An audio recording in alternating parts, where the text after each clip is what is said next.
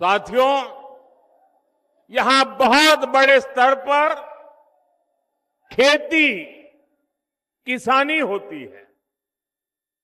अनेक परिवार पशुपालन से भी जुड़े हैं। आजादी के बाद की सरकारों ने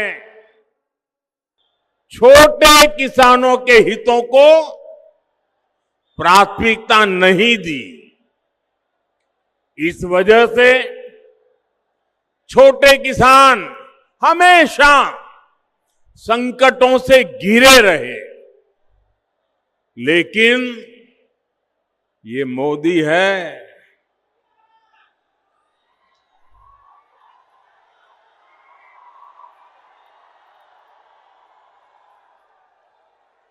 जिसे किसी ने नहीं पूछा, मोदी उन्हें पूजता है।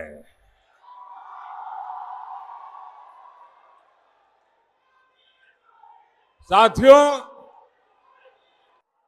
बीते 11 वर्षों में हमारी सरकार छोटे किसानों को कृषि नीति के केंद्र में लाई है। आजाद भारत में पहली बार ऐसा हुआ है। छोटे किसानों के लिए बैंक के दरवाजे तक बंद थे। मोदी ने छोटे किसानों के बैंक खाते खुलवाए। आज किसान के उसी बैंक खाते में पीएम किसान सम्मान निधि का पैसा जमा होता है। यहां बिहार के किसानों को अब तक करीब 30,000 करोड़ रुपए मिल चुके हैं। ये मैं आंकड़ा सिर्फ बिहार के किसानों का बताता हूं। और इतना ही नहीं, हमारे नवादा जिले का भी आंकड़ा हम सबका गौरव बढ़ाने वाला है।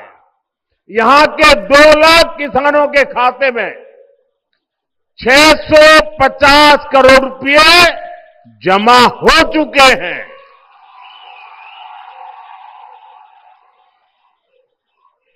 और मेरे भाइयों बहनों, याद रखिए, ये सारा का सारा पैसा बिना कट कमीशन और करप्शन के किसान के खाते में जमा हुआ है।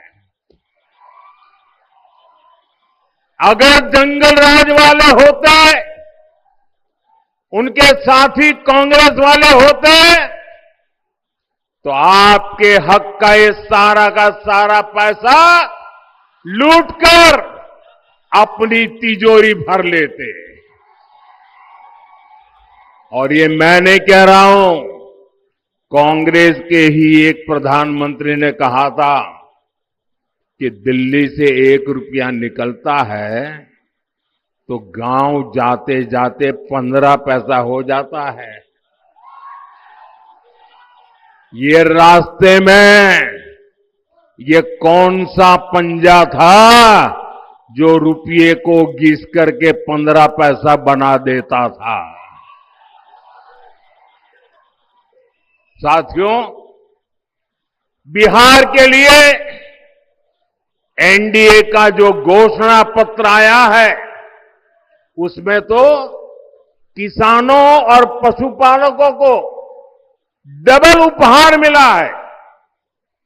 अभी किसानों को केंद्र सरकार, दिल्ली की सरकार, पीएम किसान सम्मान निधि के 6,000 रुपये उनके खाते में जमा करती है। अब बिहार एनडीए ने ये घोषणा की है कि यहां फिर से सरकार बनने के बाद भारत सरकार जो देती है, उसके उपरांत 3,000 रुपये अतिरिक्त हमारे किसान साथियों को दे दिया जाएगा।